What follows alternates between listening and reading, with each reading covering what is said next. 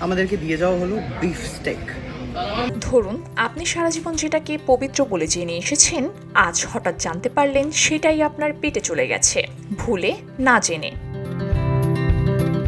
ভারতের একটি হোটেলে ঠিক এমনই এক ঘটনা এখন দেশ জুড়ে তোলপাড় ফেলেছে। বন্ধুদের সঙ্গে খাসির মাংস খেতে গিয়েছিলেন এক হিন্দু ব্রাহ্মণ যুবক। অর্ডার স্পষ্ট মাটন।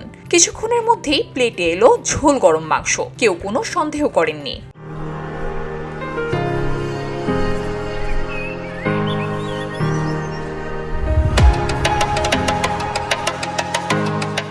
সবাই খাচ্ছেন, হাসছেন, তৃপ্তির ঢেকুর উঠছে। ঠিক তখনই ওয়েটারের একটি বাক্য সবকিছুকে থামিয়ে দিল। স্যার, আগে যেটা খেয়েছেন ওটা বিফ ছিল।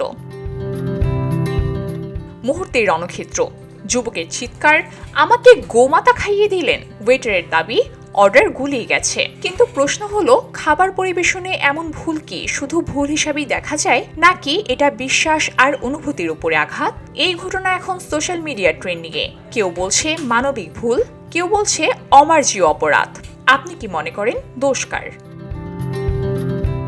VOD Bangla news desk.